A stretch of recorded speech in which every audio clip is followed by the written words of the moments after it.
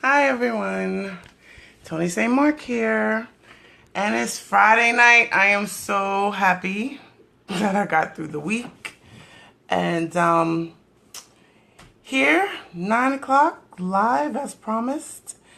I am so glad that some of you have decided to share these videos. I'm getting a great response, greater than I could have ever imagined. It's pretty cool, actually. And I promise, for those of you who have been asking me if I have books here, I promise I'm going to order some books. Have to make that first priority so I can have them available. And I'm going to get on my grind. I'm going to be the person that you guys need me to be, because I started this movement, and now that it's taken off, I have to stick with it, right? It's harder than I thought it was. But let's get to it. I want to talk to you about this topic. Am I a hoe? So I'm going to keep it real, and I'm going to keep it practical. Let's just talk about what a hoe is. You know, two things that come to my mind. The first thing that comes to my mind is the gardening tool. Now let's think about what the purpose of this gardening tool is. If you want to plant seed into the ground and you want your seed to be planted correctly, you get yourself a hoe that's going to make the ground prepared for your seed. You pull the tool out of the shed or the garage or the basement, wherever you have it laid up. You pull it out and you start turning the ground over, picking up weeds, clearing things out so that the seed can go inside and pretty much be planted and produce a crop. We're going to stick a pin in that for a minute. The other definition is hoe is just short for whore. And I don't think I need to go into the definition of a whore. I think we all know that if you exchange sex for money, you're a prostitute, or AKA a whore, a hoe. So, in defining whether or not you are a hoe, or if I were to, let's make it personal, because I don't want anybody to take the things that I say too personally. If I were to define, Lola, you funny. If I were to define everything, define myself based on everything I just said, let's see. If I meet a man and I decide to make myself available every single time he wants to plant his seed, and I get no gratification other than, I don't know, he gives me attention, maybe he buys me dinner, there's no relationship, there's no future, but every time he decides to call me up, pull this tool out of the shed, make myself ready so he can plant his seed, every time he decides to call me at 3 o'clock in the morning, I decide that I'm ready. Let's just take it to the next level. How about there's not just one man? How about there's multiple men? How about there are several men that know that anytime they need to plant their seed, they can call me or you or whoever and plant their seed anytime they want? Think about that for a minute. Now let's think about the other definition. The other definition, a whore. Let's think about the role of a whore. A whore is trying to make her living. A whore actually has tool. I'm reading Lola's comments. I'm sorry. A whore actually has bills to pay. Sometimes children to support. Sometimes she just has a habit that she needs to support. Whether it's crack, I don't know, weed, alcohol. There are several different purposes for being a whore. Sometimes if you're a high-class escort, you're making so much money, maybe the money is the the goal. However, let's think about that. You are exchanging your body for whatever they're giving you. And they know this. Every time they want to get their rocks off, they know all they have to have is that thing that you want. Whether it's money, whether it's paying a bill, whether it's a drug, alcohol. For some people, it's just as simple as dinner. Hello. Sex for a Whopper. It happens. I promise you it happens. So I want you to think about those definitions, and I want to get a little realer. I hope you're ready, because this is what happens. Oh yeah, prestige. That's another thing. We're not even going to talk about, thank you, Lola. We're not even going to talk about the people who sleep with other people to get fame and fortune. Can we say sex tape? I don't know about Red Lobster. But let's think about this. I'm going to get it a real... Y'all are cracking me up. Y'all are cracking me up. Let's take it a little more real. Because we like to lie to ourselves. And I can say I am guilty of lying to myself. I have done that before. Not very often. For some reason, I have this mechanism that makes me just get really real with myself. So I want to challenge you to get really real with yourself. And anybody who you share this video with, I'm going to challenge them to get really real.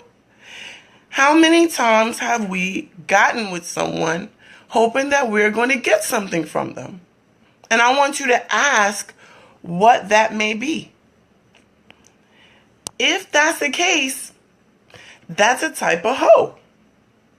If you know you can't pay your phone bill, but you know Billy Bob got money, and you know if you bat your eyes at him, maybe suck his dick. Oh, sorry, I should have gave a disclaimer, or what's it, a warning. This is the real deal tonight, okay? It's Friday night. We're keeping it real. If you know that Billy Bob is going to pay your phone bill, you know he's going to take you out to eat. He's going to put, food in your fridge. He's going to do all the things you want in one weekend if you just bat your eyes at him and open your legs. That's the definition of a whore. Yeah, you may not be standing on the corner, but how many men are you using to get what you want? And how many of them are you opening your legs for? And let's take it down to even a younger level, because I refuse to believe that we got teenagers doing crazy stuff. But thank you, Lola. We get into the teenage. How many times have you wanted some boy to give you money to get your nails did? To quote Lola. How many times have you wanted somebody to treat you to a movie, treat you to dinner, buy you some new kicks, buy you some new clothes, and you know that if you open your legs, he's going to do whatever you want him to do? Getting really close to that whole prostitute level. But, we don't call it that. We don't call it that because he likes me. I kind of like him. The stuff he does for me, he just does it because he likes me. What is your end game?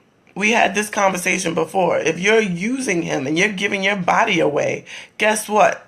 You're a hoe. Now let's take it to the other definition. And this one is a little closer to my heart, because this happens to a lot of young women. Wait, hold up. What if what you want isn't something material but an orgasm? Oh my gosh, Gail, we are on the same page, because this is exactly where I'm going right now. The other definition, the tool that is preparing the ground for the seed that's going to be planted. This is a little closer to my heart, because what possesses a person to just make themselves available anytime somebody just wants to use you? And one of the things, Gail, that they say is, we're using each other. The dick is so good. Oh my God, when he calls me, yes, it's so good. Guess what? It's good for a minute, and then he leaves. And you're stuck with his seed. You're stuck with whatever he's deposited into your life. I don't know if you guys know Juanita Bynum. She is someone I fell in love with when I was in college. She's a prominent preacher, and she preached this sermon called No More Sheets. And I'm just going to steal one of the things she said in her video. She said, men are projectors and women are receptors. So we're constantly receiving, and men are constantly giving, projecting. Now, it's not good either way, but if you are a woman and you're constantly receiving different seeds from different men, different deposits, every time they pull your behind out of the tool shed, you make yourself ready to receive their seed. You're taking a deposit from them, and then you say, okay, I wanted that orgasm, I wanted that time, I wanted that attention, but then they're gone, and you're left questioning yourself. Now, after a while, you can keep lying to yourself and saying, I'm doing this for me. Girls could do the same thing guys could do. It's all good. But guess what? Women are not made that way. After a while, it wears on you. And if the deposits and the questions about your identity don't come up, how about the ridicule that comes from society? And we can lie to ourselves all day long just because there's a double standard. I'm not, adhering to that. I do what I want to do. I'm going to be me. And if people don't like that, whatever. Okay. Let 10 million people continually call you a slut. When you lose the respect of the people around you and they're constantly treating you like shit because they know what you do. Tell me that is not going to wear on you. When you go for a job and everybody expects you to get certain promotions because they know you're putting out, and you notice that the whole environment around you is different because of what you do, that is going to wear on you. That is not something, I'm just doing me. You are lying to yourself. And the day is going to come when you're going to look in the mirror and you're not going to know who the hell you are. Defense mechanism. Yes, you're putting up these defenses and you're thinking I'm okay, but there is going to come a time where all of that is going to come crashing down. And my heart goes out to that person, mainly because I was that person. Because my family is just a sexually driven family. We're just very affectionate. We're very loving. I watched my parents just be gung-ho for each other. And I had sexual feelings at a very young age. And I told myself, well, this is just me. But guess what? It wasn't. I didn't realize this was a combination of sexual abuse. This was a combination of loneliness. This was an emptiness that I was trying to fill. And all the way up through college, I was acting a fool and telling everybody, well, I'm doing me. You know what I'm saying? Just because I like sex, guys could do it. How come all of a sudden I can't do it? I'm good. No, I was not good. I was not good. I looked in the mirror. I didn't know who I was. And for all the sex that I had no one to share my life with. I got nothing out of it. Nothing. So when you think about the whole am I a hoe, I want you to ask yourself some simple questions. Number one, am I using my body for trade? It's just as simple as that. When I talk to a guy, am I expecting to get something? And how do I go about getting it? Do I end up on my back and walk out with my bills paid? I'm sorry, but that is a hoe. The other question is, do you have guys calling you at 2, 3 o'clock in the morning knowing that you're going to make yourself available? Do you have people that you don't hear from for months? And then all of a sudden out of the blue, oh, what's up, boo? How you doing? Long time no see. Yeah, I was wondering what you doing. We could get up. Guess what? You're a hoe. You're not getting anything from this but a momentary thrill. You're getting attention. You're getting a second of feeling like you're with somebody. It is a lie. I know I've I've let myself believe it for a second. You play house. God forbid you spend a whole weekend or something together, or they hang around for a week and you start thinking you're in a relationship. It's a lie. It's a long booty call. That's what it is. You are a hoe. You are hanging out in the shed, waiting for the call to come, waiting for them to pull that tool out, and you start getting the ground ready to receive that seed. And you're producing no crop, because that crop is not going to be tended to. He is not going to stick around to love you and nurture you and give you the emotional stability that you need. He's on to the next shovel. Thank you.